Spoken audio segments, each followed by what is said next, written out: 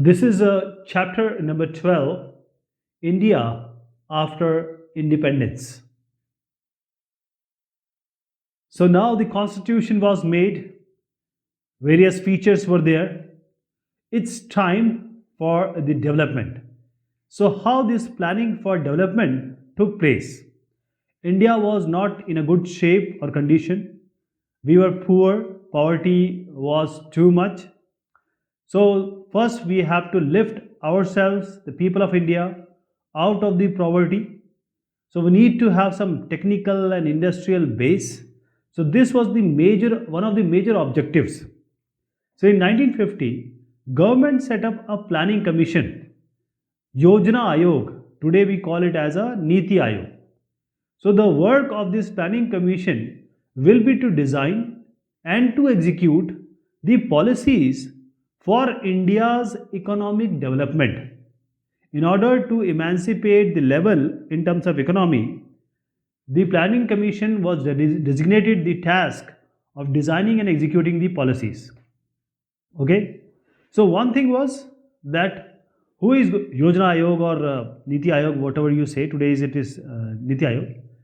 So it was being agreed upon that Indian economy model will be a mixed economy model. Mixed economy means the private players and the government both are going to work together. Means everything will not be in private hands or in government hand. Government and private, they all will work together. They will also have all will have their own establishment, institution, industries. So private sector is going to play a very vital, important, and a kind of helpful or a complementary role in increasing the production base and also for Rozgar, that is generating the employment, jobs for the people of the country. So which industries will be held by state, that is the Indian government, and which will be by the market, that is the private hand. And this was defined by this was the, say, responsibility of planning commission at that time, planning commission.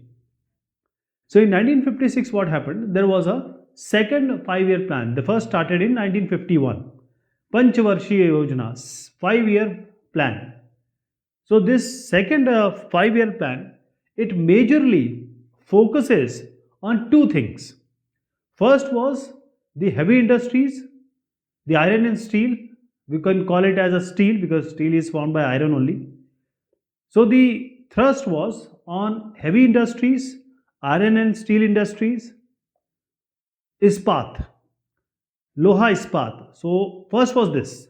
That is why we have all these Tisco and all these, different government firms also came into being. Then it came for dams because everything was dependent on the agriculture, basically was dependent on monsoon, and the water were very important. Somewhere it was drought, somewhere it was flood. So state, that is the Indian government, the not the state that we talked about today. This is state, we are talking about Indian state. So this picture is showing, this is a work going on at Gandhi Sagar Bandh. So this was one of the first of four dams which was built on Chambal River. Chambal River. 1960, it completed in Madhya Pradesh. One more picture I would like to highlight. This is a dam which is made on Mahanadi River. And this was majorly made to control the flow. Because as I said, that rivers were overflowing, there are somewhere drought, somewhere there are floods. So the bridges and dams, they became the major symbol of development of our country, that is the independent India. So pull, bridges and the dams which I am trying to present here. So I am going to show you some of the dams which are very important. Bhangla Nangal Dam. These are different on different rivers because of various reasons. Nagarjun Sagar Dam, then Tungabhadra, Hirakund, Damodar Valley project was also there. So there were various, after independence, various dams came up. And this was basically for water control, flood control, and this water is used for irrigation to control the heavy rains and also for recreation purpose. but there are certain things which are related to it which was not thought well before. So people have this perception also, or you can say people are saying that there are two things which are not being taken care of: agriculture and also the kids education, or you can say the primary education. This agriculture and primary education was not that much looked for, because these are the basic, because India is an agriculture economy, and also we need our kids to study. So these what dams are made or the bridges were made, the environmental implication of these policies, which are essentially the economic policies, were not thought of, because the water comes in a dam, it comes with a lot of say soil and this gad, and finally it deposits there. So there are a lot of troubles which comes up. There are so many people which needs to be say sent to some other place. So I'll show you a face here. She is called Meera Behan. She was an Anglo-Indian. She was very close to, or she was a disciple of Mahatma Gandhi ji. And she said in 1949, see, she said way back in 1949, which we are witnessing today. And she said, okay, science and machineries are good and they will give us huge returns. But the problem is that it will imbalance or create imbalance in the nature, and the nature is deciding everything, but we cannot decide everything. We have to see the nature, and then only we have to go for any kind of say machinery or science. So we need the next generation also to survive, them to be healthy, and we want the ourselves to behave like a decent species. So this carbon, global warming, carbon footprints, these are increasing, and these are all result because of what we have done earlier. Not only India, all over the world, the phenomena is same. You see here, this is a picture of Jawaharlal Nehru. Now this is a Bhilai steel plant. This Bhilai steel plant was set up with the help of Soviet Union in 1959, and this was situated or located at a very backward rural area of Chhattisgarh. But now this area is one of the major railway station. If you start from Raipur, I'll just show you the idea. So basically, very various industrialization work was taking place. So this is Raipur, and just after 1 hour you will get Bhilai steel plant. Actually, there are two stations here. One is Bhilai and one is Bhilai steel plant. So all these areas were developed. So if you established or start a company or an industry, all the people who are around, they get benefited. The economy is what it takes a steep growth at that place. Now what happened here is, India got freedom after Second World War. And you remember 1945, 1939 to 1945, the Second World War was fought. Now India got independence in 1947, just after 2 years. So after 1945, the world was in a thought, everyone was in a thought that we need a central, say, organization which is called as United Nations. You know what Germany has did, and other allies and the other parties. So a United Nation was required at that time, and today also. So what happened here is, in 1945 it was being established, but this was still in infancy. It was just started, and in between 1950s and 1960s, these decades, we saw a great deal of Cold War between two different uh, giants. They have ideology problems. They have different kind of military problems. So you see here, two people. If you are say staying as Padosi neighbor, you are not fighting, but you guys are in trouble. Means even if a tipping point comes, you will fight. So Cold War is that kind of thing. So USA and USSR, these were two key players, and there were, because of the roots of what has taken place in world wars, these all problems started. So USA along with its allies and USSR along with its allies, they had a military formation, or say they made a military alliance. So it was just a tip, whenever something happens, they may fight. So it was always there that maybe third world war can take place. So what India did, it can go to either of these parties. But our Prime Minister, Jawaharlal Nehru, he was a visionary. He was a great visionary. He was not only the Prime Minister, he was the Foreign Minister as well, Videsh Mantri. So he said that we will follow a different foreign policy which is of non-alignment. Non-alignment means good nirpekshta. We will not align to any of these parties, both giant parties.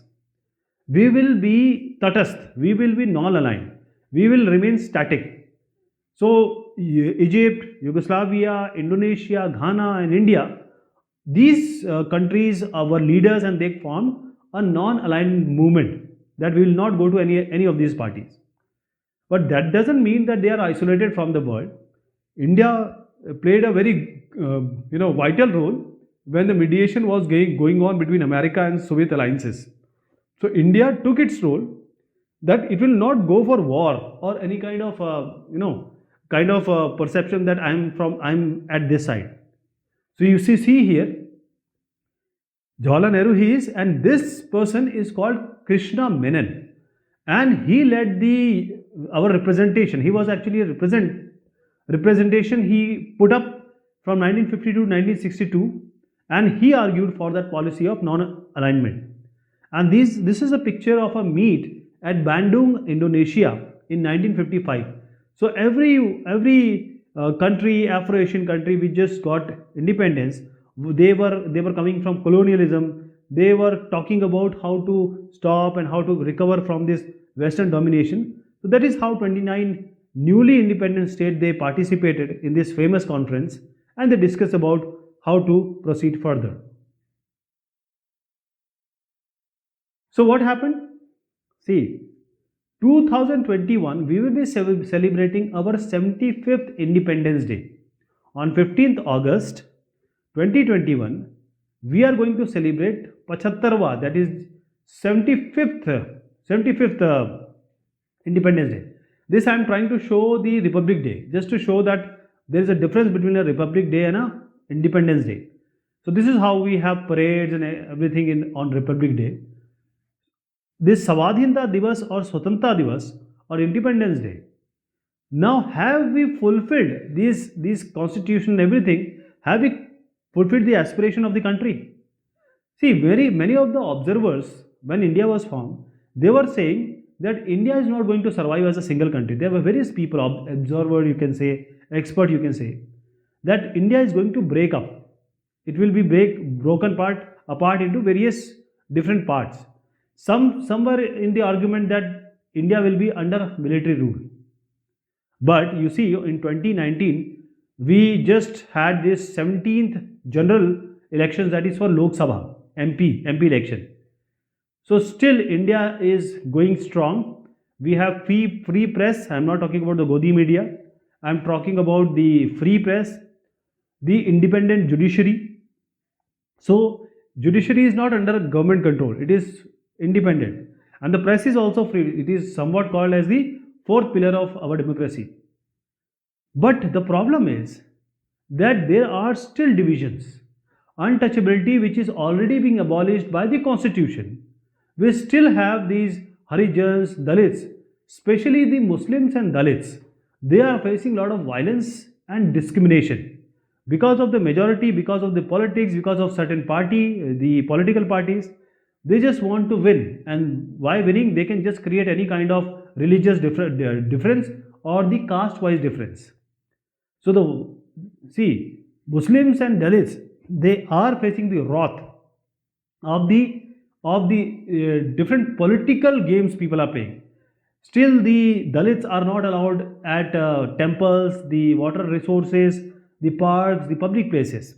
And since we are secular, our country is secular, there are political parties which create difference. They say that Muslims are bad or the Dalits are bad, and finally the clashes of religious groups we see.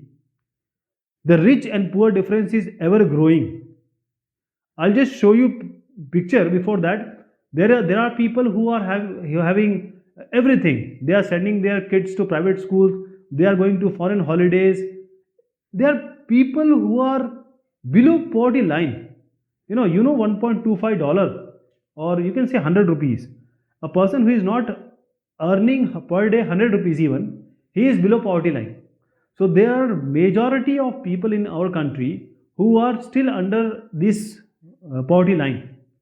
And there are, if you go to village, no work, urban area, all are living in slums. So India has been credited of the largest slums area. See, there is no education, there is no health. If you see here, this is Dharavi. These are the skyscrapers, and in between we have the world's largest slums, which is called Dharavi in Mumbai.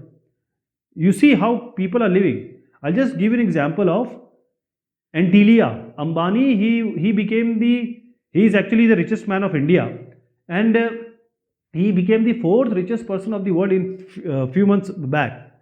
And this is Antilia, and just by the side of his Antilia, there are people living like this. He is earning crores in seconds, every second, and the people, even in order to feed them, they are not getting that money. So Republic of India is not a great success. We can say that, but we can also say that this is not a failure. This is not a failure either. We didn't succeed what we started, why we got independence, what we wanted from this country, or what we wanted, the aspirations of the people. What happened in Sri Lanka? First, let me tell you about India. We are around 80% Hindus here, around 13 to 14% Muslims, and there are other minorities. So, majority is Hindu, minority is Muslims, but still we are united. There are certain parties which are dividing Hindus and Muslims. They are creating all these scenarios, but still we are together. But what happened in Sri Lanka and in Pakistan? Sri Lanka in 1956, when India was reorganizing the states on the basis of language, different language, same time Sri Lanka, at that time it was called as Ceylon, it introduced an act, the parliament introduced an act, and they said that Sinhala, let me tell you that 75% around are Sinhalese, that is the Sinhala people. And if I combine Sri Lankan and Indian Tamils, they are around 15%. So these 15% are minority in this area, the orange and yellow area. The green region is inhabited by the Sinhalas. Now the problem was, in 1956, Sri Lankan parliament, they passed a law and they said that the official language of the country would be Sinhala. That is, it will be their Rashtra Bhasha, the official language, either in school, college, public examination courts, only this language is going to work. Now the problem is, Tamil speaking minority, it's around 15%. They said, you are denying us from our language. You are trying to divide this country on the basis of language. Okay? We assure you that if you want division, you will get division. And this country will be torn. After that, what happened? 25 plus years. You might have heard about LTTE. This is Sri Lanka. You see the picture also. LTTE. And 25 plus years there was a civil war between the majority and the minority. And finally, thousands were killed in this tussle. Same thing Pakistan did. They imposed Urdu. Now Bangladesh, basically it came from Bengal only. So Muslim majority is there, but they are Bengali people. Bengalis and Muslim and Sindh Muslim is different. Okay. So after 1971, a new country was born, and that was called Bangladesh. East Pakistan was made as Bangladesh. So if we would have imposed this Hindi on the southern part of India, what would happen? Same what happened in Sri Lanka and Pakistan. That is why when we created the linguist state, it didn't threaten our unity, but actually our unity was deepened.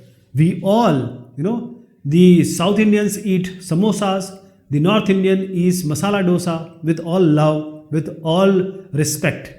So you see that India, because the culture we have, the way we are brought up, Hindu, Muslims, and every other minority, they live together. Just leave certain political parties, they are creating all kind of divisions, but in all, India is united. Okay, this is all about this topic. Thank you so much. Take care of yourself.